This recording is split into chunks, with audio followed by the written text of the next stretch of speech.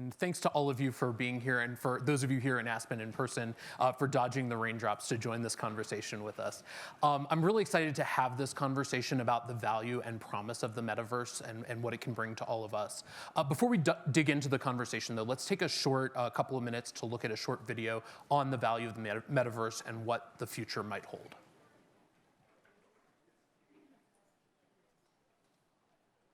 Be virtual. One day, this lecture hall will be made of code. And though they're virtual students, what they'll learn together is real. A surgeon will be able to practice as many times as needed in the metaverse before laying her hands on a real patient. These students aren't really back in 32 BCE, but they can still watch Mark Antony debate in ancient Rome. The metaverse may be virtual, but the impact will be real.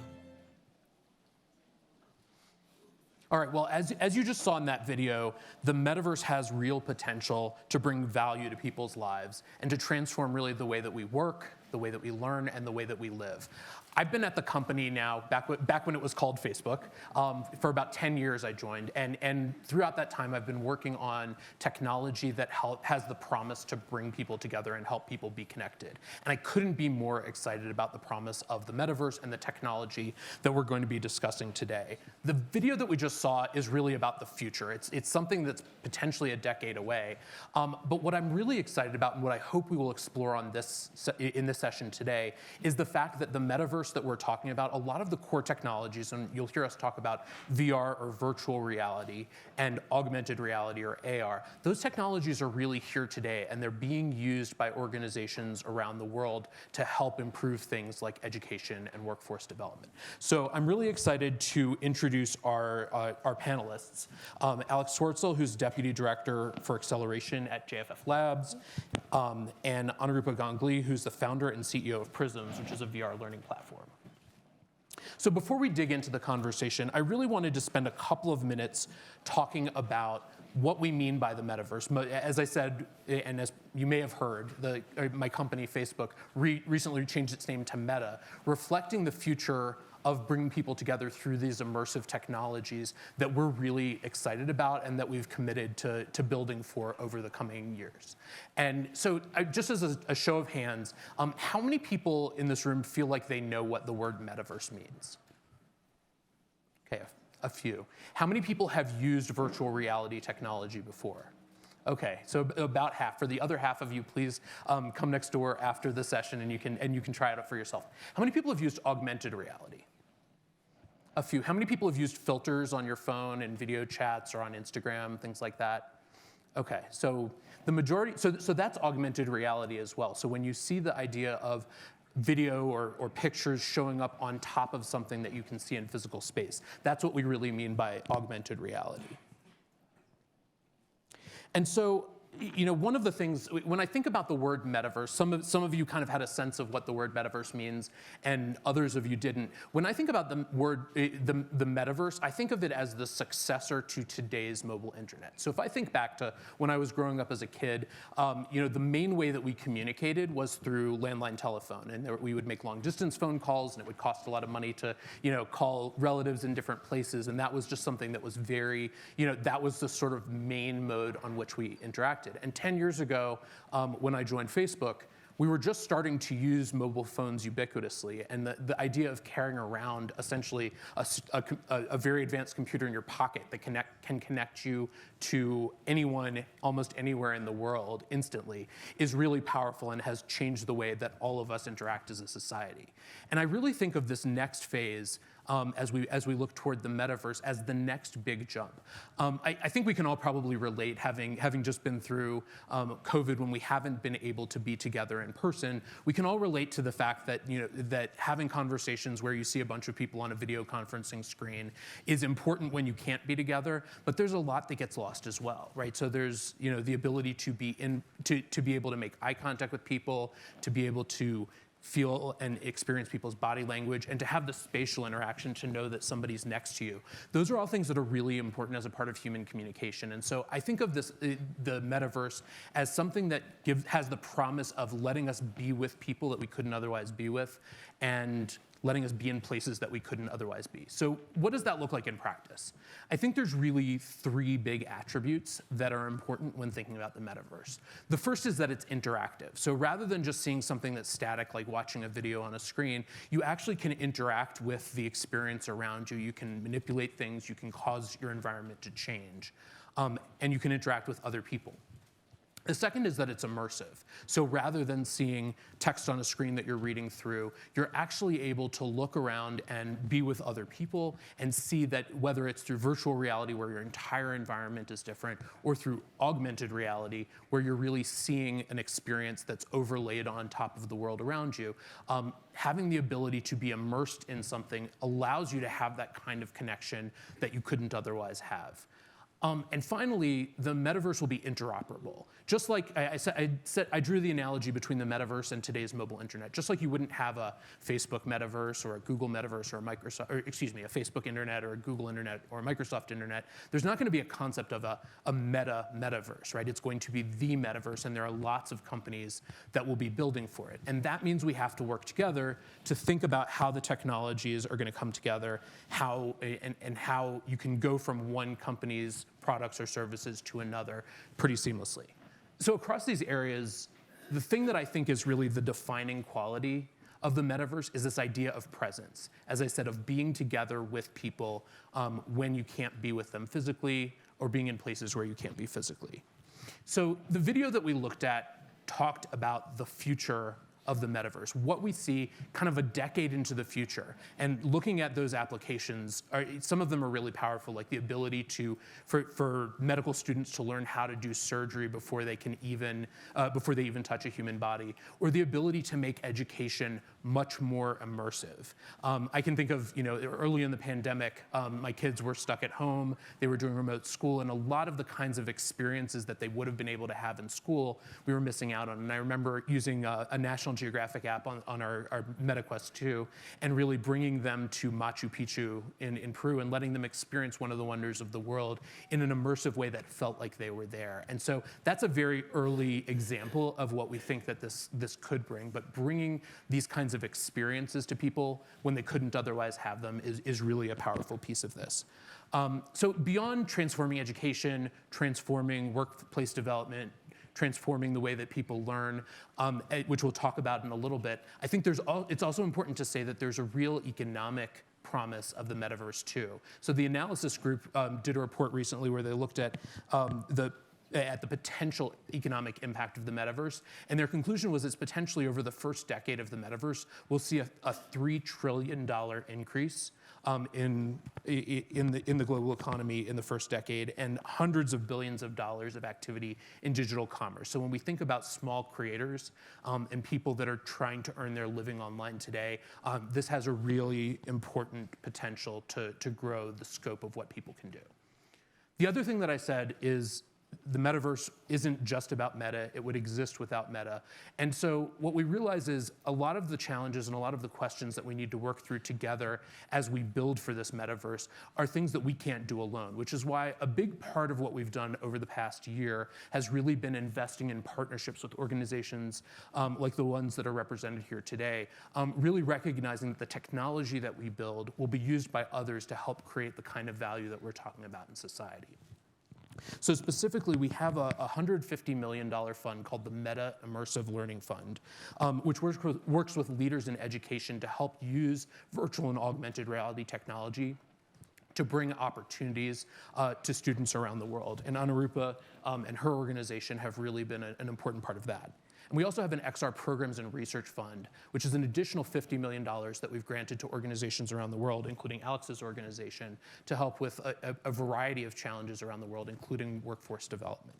So I'm really excited to bring them into this conversation because they're the ones that are actually really doing the work to bring this technology to people and improve their lives. So let me just quickly introduce a little bit more formally Alex and Anurupa, and then we'll dig into some questions. So Alex Swartsel is Deputy Director for Acceleration at JFF Labs, where she leads a team that's growing the market for workforce and education technologies that connect people to work, learning, and economic opportunity. Before she was at JFF Labs, labs. Alex was a leader and a strategist at Teach for America's DC region and served as a senior advisor to Senators Elizabeth Warren and Sheldon Whitehouse. She holds a BA from Wellesley College and an MBA from Yale. And Anurupa Ganguly is founder and CEO of Prisms, which is a VR learning platform.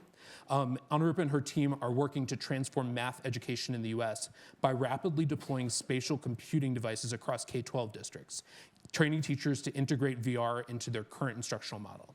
Anurupa began her career as a math and physics teacher, and she later served in leadership roles across the Boston Public Schools, New York City Department of Education, and Success Academies, and she holds degrees from MIT and Boston University.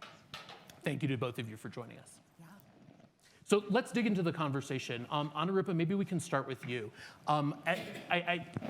I mentioned earlier that a lot of the work that you're doing at Prisms is about bringing technology to students and helping them with STEM education. And as I mentioned, I come to this conversation from the perspective of technology and how it can help society, but you're first and foremost a teacher. So can you tell us a little bit about how you came to this space and what problem you and your coworkers at Prisms are trying to solve? Yeah, sure thing. Can everyone hear me okay? Yeah. So my entry point into STEM education reform really began as a student. I was an engineering student at MIT, and my freshman year, about 24% of my department were young women.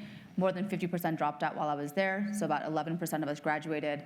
Stayed on for my graduate work there, and it was a total disappearing act of female students who'd gone through the K-12 American system, as well as other minority student groups. And so that's what started my kind of lifelong maniacal love affair around what is happening at the K-12 math and science level, such that for our most advantaged students, these are students who had 5s on their APs, 1590s on their SATs, for that demographic, you're seeing such severe drop-offs of what could potentially be happening for our more historically underserved communities. So I became a high school math and physics teacher in Boston, and then since then served in a few different roles. And what I kind of learned throughout my time in public administration is that we do not have the tools to close the learning gaps at scale that I got into this work to do. And that's a pretty kind of bold statement, and I say that because what I found was that what we've learned about learning science, how people learn math and science best, there's been a ton of studies that have been done over the past 20 years. We have not actually scaled those best practice pedagogies. So to kind of give a little bit more color on what I mean about that, we now know that the top 2 indicators of success in post-secondary STEM is, number 1, your ability to rotate 3D objects in your mind and maintain perspective of that object. It's what you roughly call spatial reasoning, not to make it too jargony. And the second top indicator of success is your ability to abstract from your everyday life.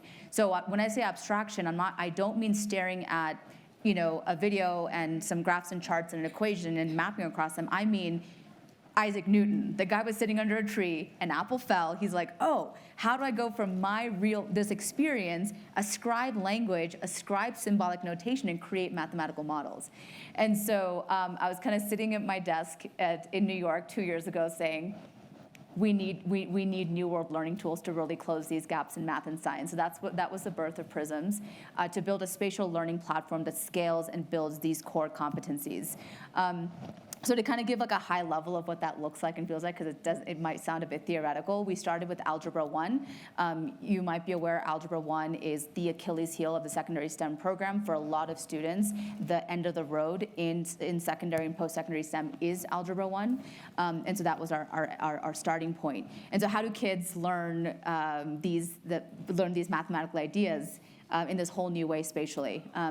To give a short example, the first module we were born during the pandemic, so we built it on exponential functions, and the way that it works, if you can visualize it alongside me, is kids put their headsets on and they are immersed in a real world problem, and they are in the center of that problem themselves, rather than kind of watching as a bystander. And they're in a food hall, they're kind of taking in the environment, buying their food, and there's a mayor's announcement. And she says, there's an alarming growth rate of a virus. Stay safe and stay tuned.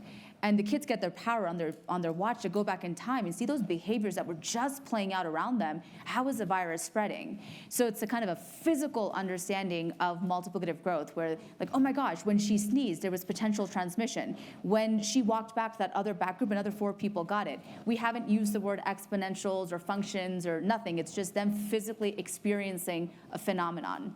Kids then accept a mission. How many weeks until the hospitals in your community are going to need more resources? And so I always say that Prisms, we are mission-driven, not game-driven, because when you can plant that seed of conviction and purpose in a student, wild things begin to happen. And so it's through that mission statement that kids then can connect 3D simulations and then kind of abstract up from there to data visualizations, 2D graphs and tables. But that starting point was always that physical real-world example that then drives how they abstract up from there to create mathematical models. So that's kind of both the genesis of Prisms as well as how we're thinking about a new learning design that really kind of departs and builds the things that were missing, where people didn't know why they were learning what they were learning. There was no real purpose for their education, and they weren't learning in a way that is aligned to how our brains are wired, which is experientially, so learning via touch, movement. Movement is highly correlated. The one thing I'll kind of close this short reflection on is that the person who's most articulate about this was Albert Einstein. Whenever he was asked about his, and he was arguably one of the better mathematicians in recent history, whenever he was asked about his mathematical thinking, he always said, "My thinking is muscular." There's a beautiful vignette where he writes, when he conceived of E is equal to mc squared, he was riding a bike. And had he not been in motion, the relationships between those quantities would have never really come into fruition. That's what we're really trying to help our kids experience in these multimodal associations with mathematical ideas that have usually just been very stagnant, 2D, and just not very interactive.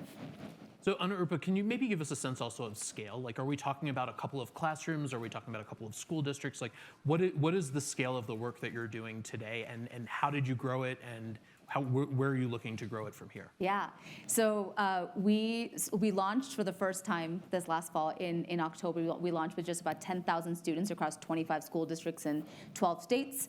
That jumped organically to 20,000 a month later, and now we're going to be releasing to 120,000 students this month across 65 school districts. We'll be in 10 of the top 25 school districts, and I think what we're seeing, Rob, is people, chiefs of states, superintendents, chief academic officers, this problem has been a pain point for decades, and they just didn't have the tools to solve it.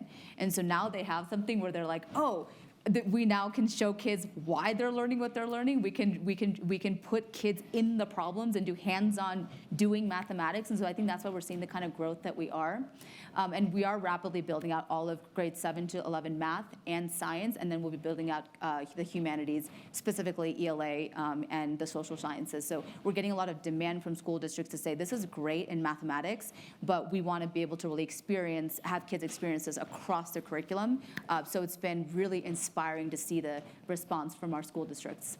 That's great. And Alex, maybe I can bring you into the conversation too. I mentioned earlier that your organization, Jobs for the Future, has been doing a pilot project with Meta focusing on augmented reality as distinguished from virtual reality for small manufacturing. And then we recently announced, our President of Global Affairs, Nick Clegg, just announced that we're doing another project with you to expand that work. So I'd love to hear what's the experience with the small manufacturing pilot, and where are you looking to go from here? Yeah, thanks, Robin. Thanks so much for having me today. We love this project so much because it brings together a lot of the work that JFF cares about tremendously, which is both using innovation to advance workforce and economic development, meeting workers and learners where they are, and helping support the businesses in which they all live and work. And so this project focused on about 8 small advanced manufacturing companies across the country in places like New York, Tennessee, and Kentucky. The goal was to implement, as you said, Rob, augmented reality technology, which, as you described earlier, is where you are essentially combining, overlaying information, digital information onto the real world. So we use actually a fairly simple use case for augmented reality, which is called digital work instructions. So imagine if you are a worker and your job in an augmented reality, in an advanced manufacturing plant, is to maintain a piece of equipment or to assemble a product. And so what are the steps that you take to do that? Those steps are probably captured in a binder on a piece of paper on a shelf that's gathering dust, and you pull it out when you've forgotten something, but really it's just sitting there. This offers the opportunity to digitize those instructions so that you have on a tablet, and in some cases even on augmented reality glasses, so they truly are right in front of you. And as you're working through powering on, powering off, repairing a piece of equipment, or assembling a complex product, for instance, you are able to be taken through those instructions digitally. And so that can include a video to say, this is exactly how you connect this piece to another. This is exactly the switch that you flip. So when you think about the potential of technology like that, there's some things that sort of come to mind readily, and then some that we were really excited to see. So when you think about what makes the most sense about use cases like that, it's things like quality control, lowering error rates, and helping people learn these kinds of skills more quickly, which as a nonprofit that's focused on education in the workforce was of profound interest to us, right? How can we get workers up the productivity curve in a way that's supporting their employers, obviously, but also supporting the workers themselves as they continue to refine these skills that are in high demand, make them more valuable as workers. And so we saw all of that. One story that I love is an instance where a relatively new worker in one of these factories noticed that another colleague of his who was more experienced had used the wrong weight of fiber in a piece of assembly. The heavier weight fiber was more expensive. And so this worker, using these digital instructions, was able to say, wait a minute, it needs to be the other one, and was able to swap it out, and that generated some cost savings for the company. So that's one tangible example. But some of the other things that we're starting to see, and I think this speaks, Rob, to what you were describing to us earlier about how these technologies can help us be with one another and collaborate and communicate in new ways. We saw these workers working together with their supervisors, with their colleagues across these businesses to say, what actually, if we change this step in the process, maybe it could work even more quickly or more effectively. We saw workers who were English language learners who in the past were relying on written instructions in English, difficult to translate, who are now able to use instructions that are much more visual, much more readily graspable, if English is your second language. And so we're seeing all of these births of different use cases. I think there were over 40 across the whole project, which just speaks to the inventiveness that people can come up with when they're introduced to this technology in the right way. And they're said, that you say to them, have at it, right? See what you can do when this is introduced into your work. So that's just a little bit about that early stage project. That's really fascinating and I think really exciting when you think about some of these challenges that we've had for a long time, whether it's education in secondary school context or helping people get the skills they need to do new jobs, particularly more skilled jobs. I think that's really powerful. I'm curious though what the experience has been with the people using this technology, because if you go to start a job or you go to secondary school, it's not necessarily the case that you're expecting to use this kind of technology. And it might be a little bit new or a little bit foreign for people. So what's been your experience with how people have experienced it, how people have used it, and what their reaction's been? Yeah, it's a great question. I know Anurupa will want to get in that question too. I think one of the things that was very striking to me was to hear workers tell their supervisors and the leaders of their businesses that they felt invested in and valued because their places of work had chosen to adopt this technology and to make it available to them. So this is really, when you are put in a headset or when you're given a tablet, it's a signal that you're being valued. You are given access to the latest and most exciting technology to enable you to do your work. And I think that's even more critical as younger generations come into the workplace who are digital natives, technological natives, are accustomed in many cases to using these technologies in their lives. When they are met with and welcomed with this kind of technology, all of us want to be valued at work. And this is a chance to say, your learning, your upskilling is important enough to us that we are going to give you the best, most leading edge technology that's going to get you there even more quickly and more efficiently. Anurupa, what's been your experience? Do you have similar reactions from folks you've worked with? Yeah, I think that I kind of think about it in three buckets. The first one would be, I hadn't thought about this, but I had one teacher in Ohio say, I stayed in the field of teaching this year because of Prisms. And I don't know if you know this, but there's a huge teacher turnover problem right now across the United States. We are losing teachers faster than pretty much any other profession. And part of it is their job is impossible. In a previous life, I used to teach teachers to do problem-based learning, task-based learning. It is very hard to launch a problem and then run around and then be able to provide that just-in-time feedback. And so what products like Prisms does and what VR specifically affords is a student to be in a kind of driver's seat with the problem, so they're able to actually achieve more at a faster rate. the amount of feedback that a teacher needs to give diminishes quite a lot. And so her job just becomes like far more feasible. But that was just something I was struck by when I was listening to your example. The top things that I've really observed from the student experience has been, number one, they're just learning things that they've been typically intimidated by at a much faster rate. And so just the volume of content right now, kids are coming back from the pandemic about 2 years behind in mathematics. We cannot remediate our way out of that. We need a radically new approach that's going to accelerate the learning, and that's what a spatial learning technology will afford. So an example that always I remember is a student said that, typically it took me like 5 weeks to understand what an exponential function was, and with this module, I got it within 10 minutes because I was able to interact with it. I was able to see the groupings. I was able to really sense make with it on my own terms. So seeing just much deeper learning. We're seeing a lot of students then going and saying, oh my goodness, this is what an epidemiologist on a task force, this is how they use mathematical modeling. This is how an urban designer uses this to create new green spaces. This is where quadratics is applicable in the real world. So not only do you have immediate impacts on assessments that are tied to future opportunity, whether we like it or not, that's just the accountability system we live in, but the other is really, really building exposure to future jobs in the space at a very early age that allows kids to kind of get prepared for that. And the last thing I would say, which is kind of connected to the notion around like when we say XR technologies, there's so many different modalities and thus use cases. One of the biggest benefits I've been seeing with especially our younger students using virtual reality is focus. The number of kids that tell us, I'm safe, I can't switch tabs, I'm like in the problem, I'm doing the problem, no one's looking at me, no one's making me feel nervous. I mean, social capital is a real thing in math class. Doing well in math is correlated with intelligence. And a lot of people for a very long time felt like they weren't smart enough, they weren't good enough.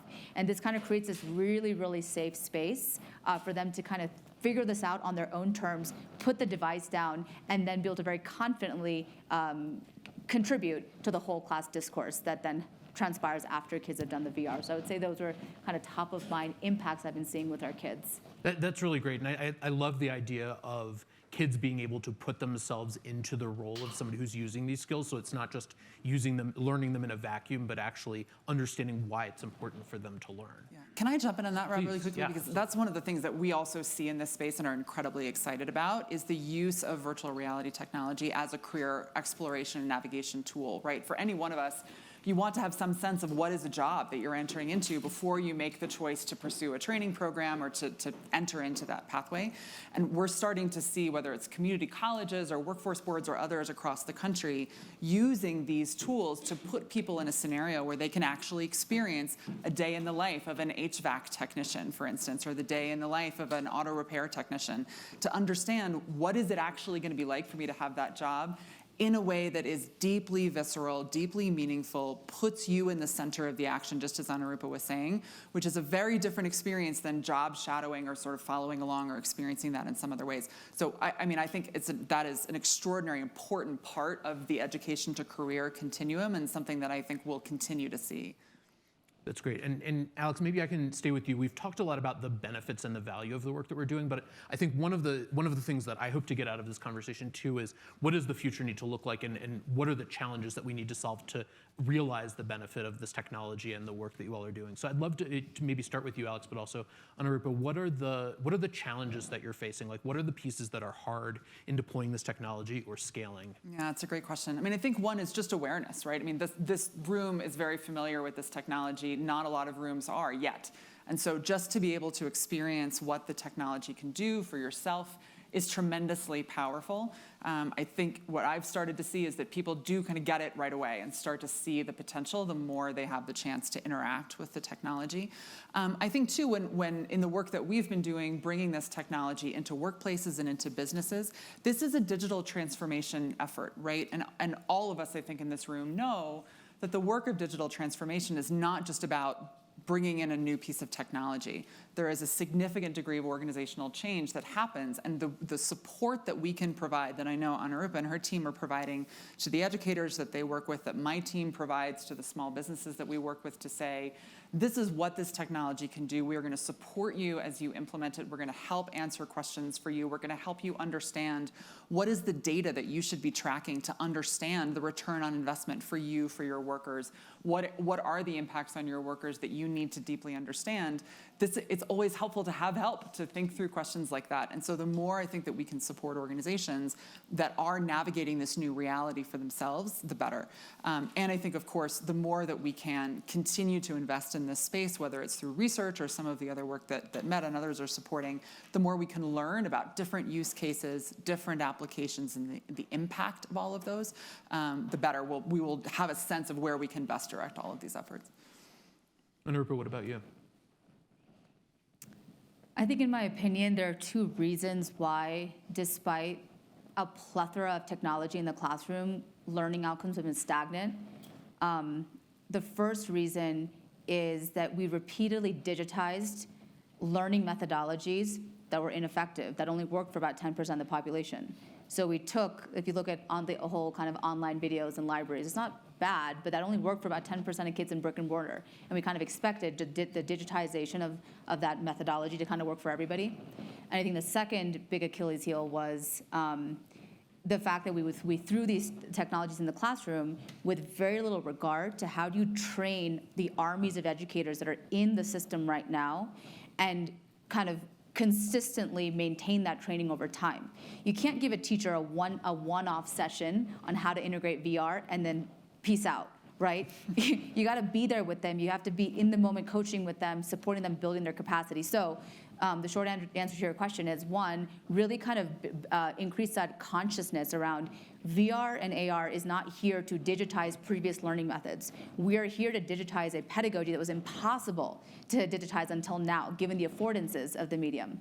And once people really understand that new instructional model, what are kids doing? What are teachers doing? What happens when the devices get put down? How do you integrate it into the core curriculum? Which days of your unit of study are they used? The second part is the implementation and the training plan. And so we are right now kind of building that. We're training thousands and thousands of teachers across the US, and we're learning a lot about what it takes to invite teachers on to the boat, and most importantly, what are the follow-on supports that they need, because the Prisms team can't provide that. So we have to build local capacity. So a lot of turnkey training district leadership, training district math leaders, finding professional learning partners on the ground that serve that local community. You know, we're based in San Francisco and New York, and yet we're this year going to be serving about 22 states across the US. So it's just really kind of important to both educate, like, what is the new thing that we're trying to digitize with this particular technology, and then how do you make sure that we have a very robust training plan, because we're not trying to just get this to X number of kids.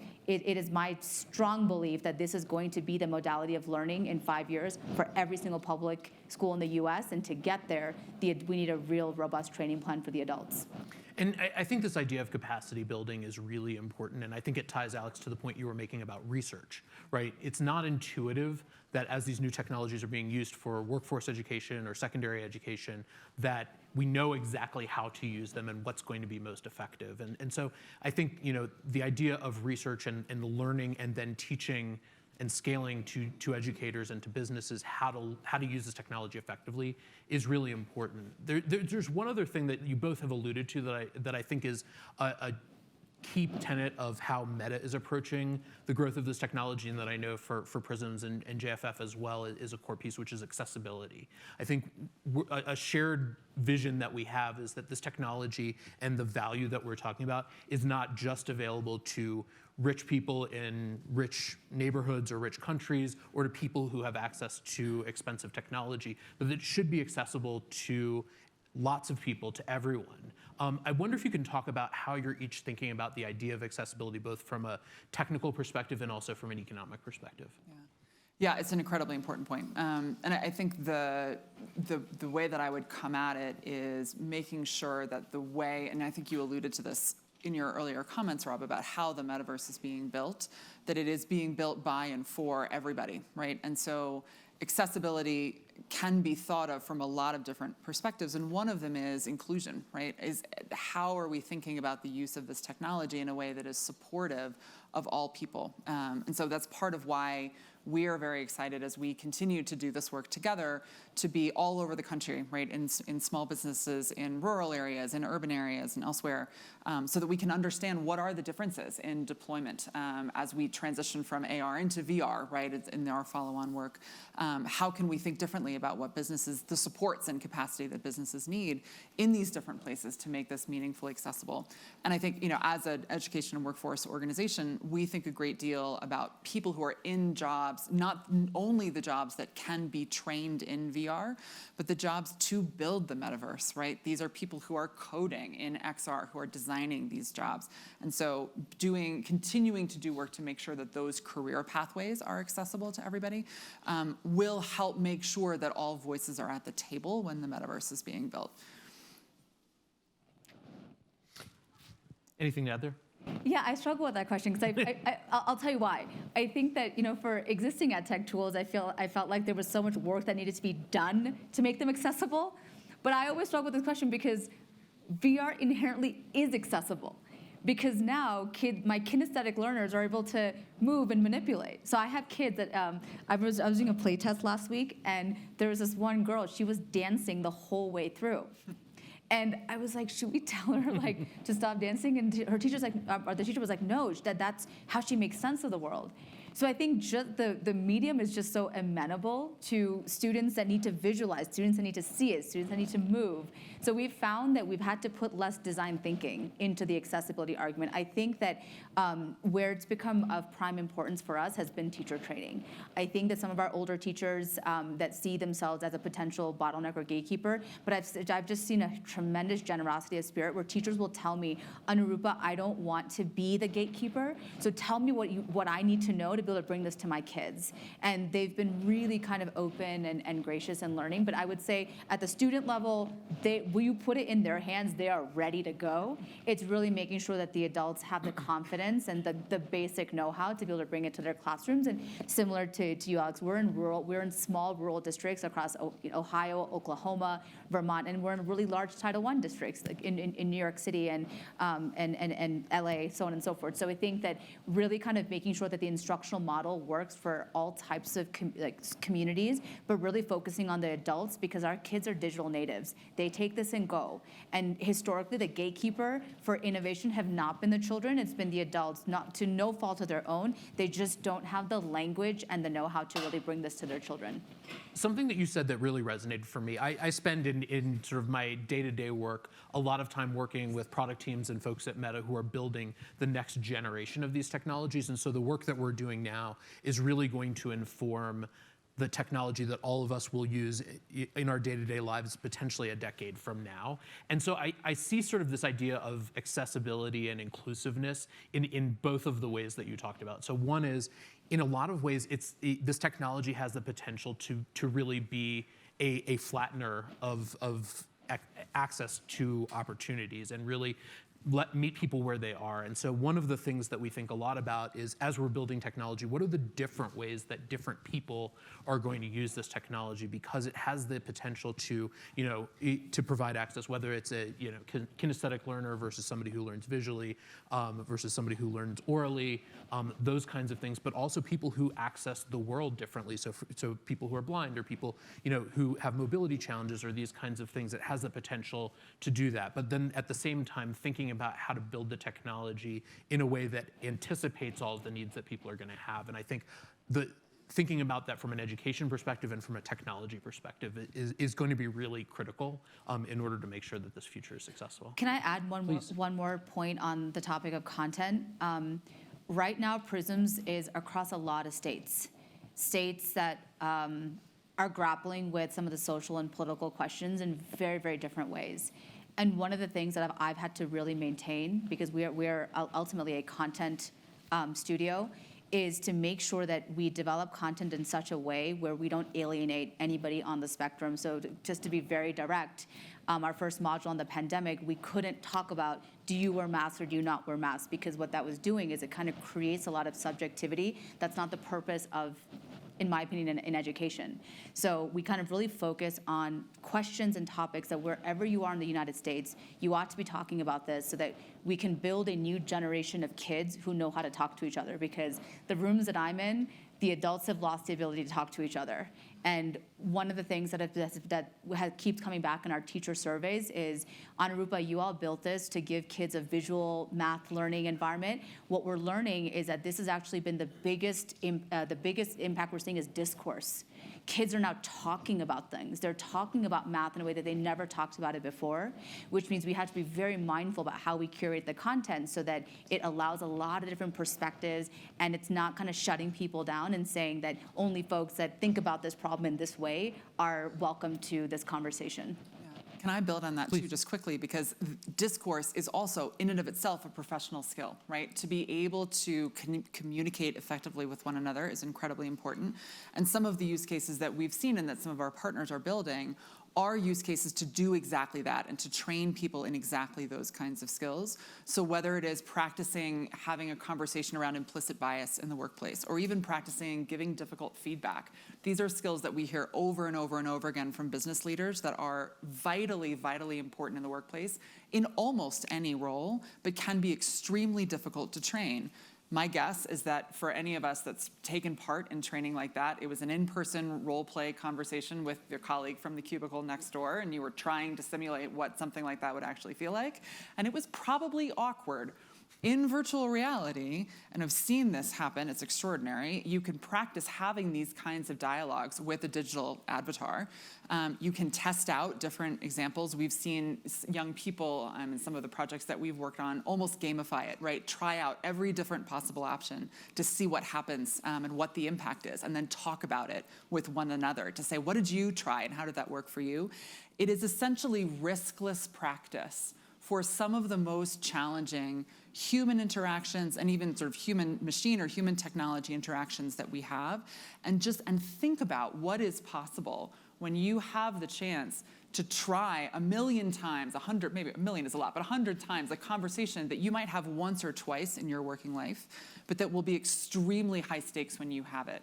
If, like an aircraft pilot, you can practice the really, really difficult scenarios just like in a flight simulator, but you can do that for virtually any workplace and professional skill, we start to really profoundly transform what is possible for people as they develop their skills and what's possible for the workplace.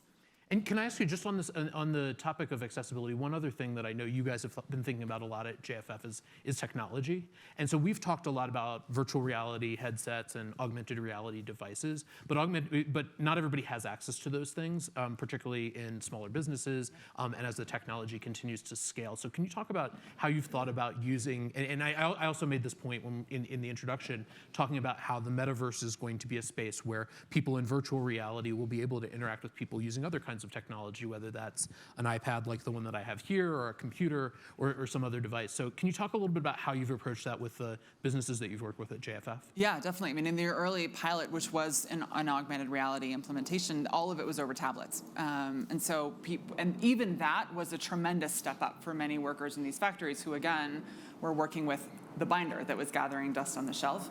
Obviously, we see glasses that can be augmented reality glasses. That's another use case. And in some cases, especially I think in the early days of the pandemic, we are starting to see these kinds of virtual interactions happening in 2D. And so it looks, if you ever do this, it looks like you're interacting with someone on a Zoom call, but the person is an avatar. And so you can practice having these conversations or practice being in this world. It's a different experience than being fully immersed, than being in a headset, but that is also highly, highly scalable. I also think headsets are going to become increasingly scalable as we go forward.